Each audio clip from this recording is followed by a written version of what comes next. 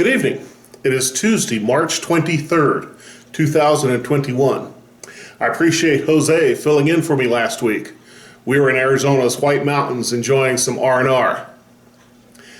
The next couple of incidents recorded in Mark's Gospel include Jesus cleansing the temple.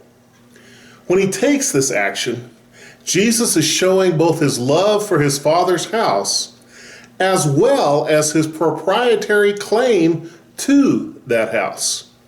In Mark chapter 11, verses 15 to 19, and I'm reading from the New Living Translation, second edition, we see, when they arrived back in Jerusalem, Jesus entered the temple and began to drive out the people buying and selling animals for sacrifices.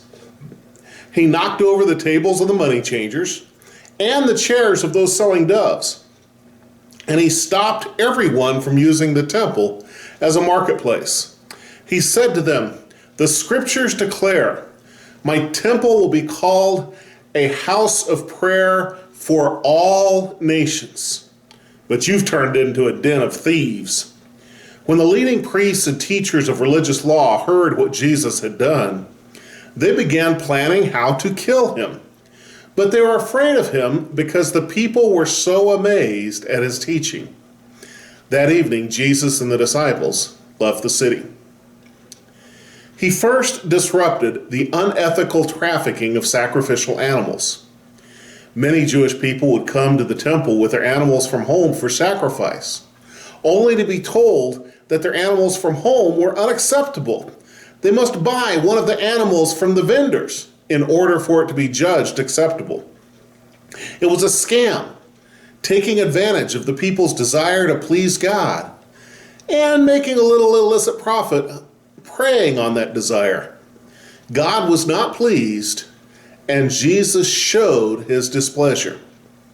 He also knocked over the tables of the money changers. The temple offering had to be made with a Jewish shekel, but everywhere outside the temple used the Roman coinage system. The money changers would sell the accepted Jewish shekels for quite a small profit. The key phrase here is he stopped everyone from using the temple as a marketplace. He then made two statements, both important. The first is a quote of the Old Testament scriptures. "My temple will be called a house of prayer for all nations." This is a declaration of purpose for the temple.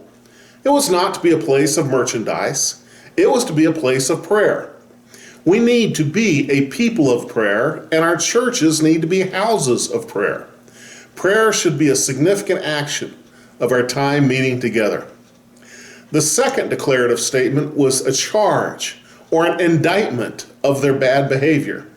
He said, "But you have turned it into a den of thieves." This remains the proper litmus test for all of our religious organizations today. Do our religious organizations exist to transfer resources of time, energy, finances, and property from the general population to the smaller elite leading the organization, and thus rightfully be called a den of thieves? Or do our religious organizations exist to provide safe places of sanctuary and peace where prayer and devotion are encouraged?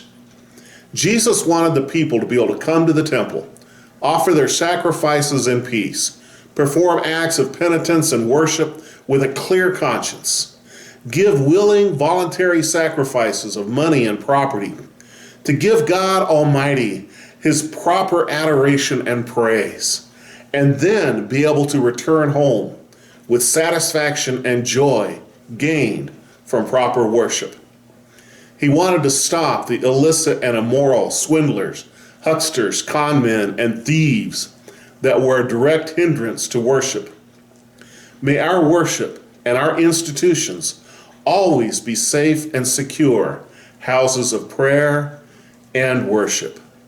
God bless you.